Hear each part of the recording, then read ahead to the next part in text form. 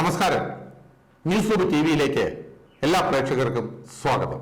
ആരാണ് ഈ പിണറായി വിജയൻ? പിണറായി വിജയന് മാത്രമായിട്ട് എന്താണ് ഇത്ര അസഹിഷ്ണുതയും ഇങ്ങനെ ബാക്കിയുള്ളവരെയൊക്കെ ചാടിക്കണമെന്ന് തോന്നുന്ന ചിന്തയും ഒക്കെ ഉണ്ടാകുന്നത് എന്ന് ചോദിച്ചിരിക്കുന്നു മറ്റാരുമല്ല, ഉമേഷ് ബാബുവാണ്. ഉമേഷ് ബാബു ചോദിച്ച ആ കാര്യങ്ങൾ നമുക്കൊന്ന് കേൾക്കണ്ടേ? ഒന്ന് കേൾക്കാം. അതിനു മുമ്പ് ഈ ഉമേഷ് ബാബു ഇടത് സഹയാത്രികനാണ്. അദ്ദേഹം വളരെയധികം ഇടതുപക്ഷത്തിന് വേണ്ടി സംസാരിക്കുന്ന ഒരാളുമൊക്കെയാണ്. അങ്ങനെയുള്ള ഒരാളുടെ വായിൽ നിന്നാണ് ഇപ്പോ ഇങ്ങനെ ഒരു വർത്തമാനം വന്നിരിക്കുന്നത്. അതൊന്ന് കേൾക്കണ്ടേ? ആരാണ് ഈ പിണറായി വിജയൻ? പിണറായി വിജയന് മാത്രം എന്താണ് ഈ ഒരു ഹൈപ്പർ ആയിട്ടുള്ള പദവി സ്ഥാനം? വിജയനോടൊന്നും ചോദിക്കാൻ പാടില്ല. വിജയനോട് ചില ചോദ്യങ്ങൾ മാത്രമേ പറയുള്ളൂ. വിജയൻ എല്ലാരെയും വിരട്ടാനുള്ള അധികാരമുള്ള ഒരാളാണ്. ഇപ്പോ എന്റെയൊക്കെ വീട്ടിൽ നിന്ന് തന്നെ ഞാൻ പലപ്പോഴും കേൾക്കാറുള്ള ഒരു ചോദ്യമുണ്ട്. ഇപ്പോൾ ഉമ്മൻചാണ്ടി ജീവിച്ചിരുന്ന കാലത്ത് ഞങ്ങളെ വീട്ടിൽ നിന്ന് പലപ്പോഴും ആളുകൾ പറയുന്ന കാര്യമുണ്ട്, ഈ പത്രക്കാർ ഉമ്മൻചാണ്ടിയെ വളച്ചിട്ട് എന്തെല്ലാം ചോദ്യങ്ങൾ ചോദിക്കും ഉമ്മൻചാണ്ടിയോട്. വളരെ സില്ലിയാണെന്ന് തോന്നുന്ന, ഒരു കാരണവശാലും ഉമ്മൻചാണ്ടിയെ പോലെ ആൾ ചോദിക്കേണ്ടതില്ലാത്ത സർവ്വ ചോദ്യങ്ങളും ചോദിക്കും. ഈ ചോദ്യങ്ങൾക്കൊക്കെ ആ മനുഷ്യൻ മറുപടി പറഞ്ഞിട്ട് ഒരു നാട്യവുമില്ലാതെ കടന്നു പോകും. പക്ഷേ പിണറായി വിജയനോട് എത്ര ചോദ്യങ്ങൾ ചോദിക്കും എന്ന കാര്യത്തിൽ കേരളത്തിലെ മാധ്യമങ്ങൾ പുലർത്തുന്ന ഒരു സെൽഫ് സെൻസർഷിപ്പ് ഉണ്ട്. എന്തിനാണ് അങ്ങനെ? ആരാണ് ഈ പിണറായി വിജയൻ? പിണറായി വിജയന് മാത്രം എന്താണ് ഈ ഒരു ഹൈപ്പർ ആയിട്ടുള്ള പദവി എന്നുള്ള ചോദ്യമില്ല. പഴയ കാലത്തെ മാധ്യമ പ്രവർത്തകരുണ്ട്. ഇപ്പൊ EMS-നോട് നിങ്ങൾ വിൽക്കുമോ എന്ന് ചോദിച്ചൊരു മാധ്യമ പ്രവർത്തകനുണ്ട്. അതാണ് മാധ്യമ പ്രവർത്തനത്തിന്റെ അതാണ് ജനാധിപത്യപരമായ ഊറ്റം എന്നാണ് ഞാൻ അതിനെ കാണുക. അങ്ങനെ ചോദിക്കുക തന്നെ വേണം. പുതുതായിട്ട് പരിചയപ്പെട്ട ഒരു പുതിയ മുഖ്യമന്ത്രി വന്നു കഴിഞ്ഞാൽ നിങ്ങൾ വിൽക്കുവോ അത് ചോദിച്ചപ്പോൾ EMS അദ്ദേഹത്തിന്റെ തർക്കുത്തരം പറഞ്ഞു, സംസാരിക്കുമ്പോൾ വിൽക്കാറുള്ളൂ. അത് അദ്ദേഹത്തിന്റെ മഹത്വം, അദ്ദേഹത്തിന് അങ്ങനെ പറയാം. പക്ഷെ അദ്ദേഹത്തോട് അങ്ങനെ ചോദിക്കാനുള്ള ആർജവം, പിണറായി വിജയനോടുള്ള എല്ലാ ചോദ്യങ്ങളും സെൻസർ ചെയ്തിട്ട് മാത്രമേ നമ്മുടെ പത്രക്കാർ ചോദിക്കുള്ളൂ. അയാളെ ഇങ്ങനെ ഭയപ്പെടുന്ന ആരാണ്? നമ്മുടെ പത്രക്കാരെ. പഴയ പത്രത്തിലെ കുലപതികളായിട്ടുള്ള തിരുവനന്തപുരത്തുകാരൊക്കെ ഉണ്ട്. അവരെയൊക്കെ ഇപ്പോഴും ഓർമ്മ വരുന്നത് പലപ്പോഴും എനിക്ക് മാത്രമായിരിക്കില്ല, ഈ പറയുന്ന എൻ്റെയൊക്കെ തലമുറയിലെ പലർക്കും ഓർമ്മ വരും. കാരണം അങ്ങനെ ഒരു റിസർവേഷൻ കാറ്റഗറി ഉണ്ടോ? അങ്ങനെ റിസർവ് ചെയ്തൊരു സ്ഥാനം. വിജയനോടൊന്നും ചോദിക്കാൻ പാടില്ല. വിജയനോട് ചില ചോദ്യങ്ങൾ മാത്രമേ പറയുള്ളൂ. വിജയൻ എല്ലാരെയും വിരട്ടാനുള്ള അധികാരമുള്ള ഒരാളാണ്. ഇതിനെയാണ് ഫാസിസം എന്ന് പറയുക.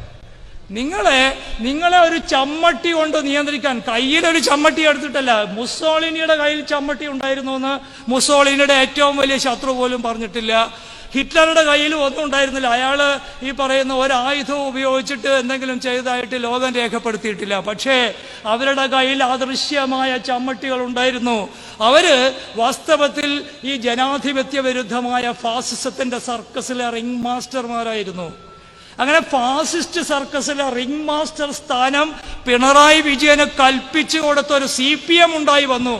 അത് വാസ്തവത്തിൽ അതിൻ്റെ ദീർഘപ്രക്രിയയൊക്കെ ഉണ്ട്. ഇപ്പോൾ അടുത്ത ദിവസം എൻ്റെ ഒരു സുഹൃത്ത് ഏതോ യൂട്യൂബ് ചാനലിൽ പറയുന്നുണ്ടായിരുന്നു, VS അച്യുതാനന്ദൻ്റെ കാറിൽ കയറാനുള്ള അനുമതി കിട്ടുന്നതിന് വേണ്ടി വിഷണ്ണനായിട്ട് പുറത്ത് കാത്തു വെക്കുന്ന ഈ പിണറായി വിജയനെ ഞാൻ കണ്ടിട്ടുണ്ടെന്ന്. തീർച്ചയായിട്ടും അങ്ങനെയാണ്. അല്ലാതെ ഈ പിണറായി വിജയനെ എന്താണ് സഹസ്രാബ്ദങ്ങളുടെ പാരമ്പര്യമുള്ള പൊതുപ്രവർത്തനമൊന്നുമില്ല. എപ്പോഴാണ് പിണറായി വിജയൻ തിരുവനന്തപുരത്ത് രാഷ്ട്രീയം തുടങ്ങുന്നത് വെച്ചാൽ 1989 ശേഷമാണ്.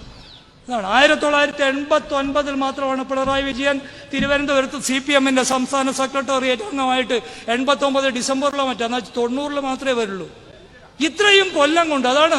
നേരെ മറിച്ച് ഈ പറയുന്ന ഈ പത്രക്കാർ തുറന്ന് സംസാരിക്കുന്ന ഈ മനുഷ്യന്മാരെല്ലാം തന്നെ പിണറായി വിജയനേക്കാൾ സീനിയർ ആയിരുന്നു തിരുവനന്തപുരത്തെ ഈ പറയുന്ന പൊതുപ്രവർത്തനത്തിന്റെ കാര്യത്തിൽ. പിന്നെ എങ്ങനെ വിജയന് മാത്രം ഈ പ്രത്യേക പദവി അനുവദിച്ചു കൊടുക്കുന്നതിലേക്ക് കേരളത്തിലെ ഈ സർവ്വ സംവിധാനങ്ങളും, കേരളത്തിലെ മാധ്യമങ്ങൾ, കേരളത്തിലെ സാംസ്കാരിക ലോകം, കേരളത്തിലെ എവിടെയൊക്കെ എന്തെല്ലാം ഉണ്ടോ എല്ലാം തന്നെ ഒരു മനുഷ്യന്റെ വിപ്പനുസരിച്ച് അങ്ങനെയാണല്ലോ പഴയ ഭാഷയിൽ പറയാം, ഒരു മനുഷ്യന്റെ വിപ്പിന് വഴങ്ങുന്ന തരത്തിൽ എങ്ങനെ മാറിത്തീർന്നു എന്നതും കൂടി നമ്മൾ ആലോചിക്കേണ്ടതാണ്.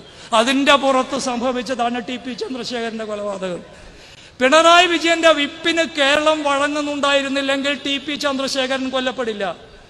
പിണറായി വിജയന്റെ വിപ്പിന് കേരളം വഴങ്ങുന്നുണ്ടായിരുന്നില്ലെങ്കിൽ ഈ കല്യോട്ടെ ഈ പറയുന്ന ചെണ്ട കൊട്ടി നടന്നിരുന്ന 2 ചെറുപ്പക്കാർ കൊല്ലപ്പെടില്ല. പിണറായി വിജയന്റെ വിപ്പിന് കേരളം വഴങ്ങിയിരുന്നില്ലെങ്കിൽ ഈ പറയുന്ന വട്ടിയൂർക്കാവിലെ കുപ്രസിദ്ധമായ കൊലപാതകം നടക്കുമായിരുന്നില്ല. ഈ പറയുന്ന ഇപ്പോഴെല്ലാവരും വളരെ ഖേദത്തോടെ പറയുന്ന ഈ പറയുന്ന സിദ്ധാർത്ഥിന്റെ കൊലപാതകം നടക്കുകയില്ല.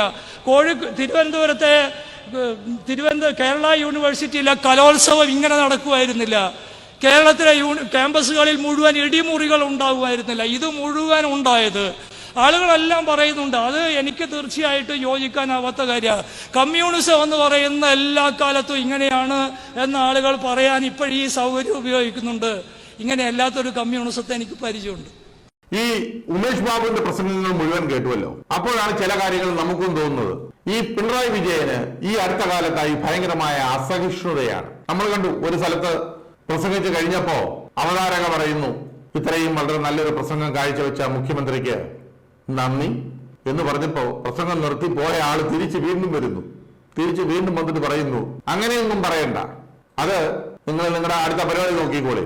എന്തൊരു സ്വഭാവമാണെന്ന് ആർക്കും അറിയാൻ വയ്യ. ഇന്നാൾ ഒരിക്കലും ഇതുപോലെ മൈക്കിനെ ചീത്ത പറയുന്നു.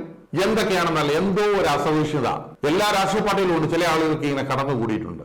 അത് ഏറ്റവും കൂടുതൽ ഇപ്പോൾ ബാധിച്ചിരിക്കുന്നത് പിണറായി വിജയനെയാണ്. ആ ചില ക്ലിപ്പുകളും ഒന്ന് കാണാം. ഈ പരിപാടിയുടെ ഉദ്ഘാടനം നിർവഹിച്ചത് അറിയിച്ചുകൊണ്ട് അവസാനിപ്പിക്കുന്നു. നിങ്ങൾക്ക് എൻ്റെ സ്നേഹാഭിവാദം. Thank you sir. വളരെ നല്ലൊരു ഉദ്ഘാടന പ്രസംഗം കാഴ്ചവെച്ചതിന്. അല്ല, അമ്മ ഇതിൽ കമൻറ്റ് വേണ്ട കേട്ടോ. നിങ്ങൾ ആളെ വിളിച്ചിട്ട് ആളെ വിളിച്ചാൽ മതി. ഇനിയും ഇതേപോലെയുള്ള അസഹിഷ്ണുത പ്രകടിപ്പിക്കുന്ന കാര്യങ്ങളുമായിട്ട് നമുക്ക് വീണ്ടും വരാം. നമസ്കാരം.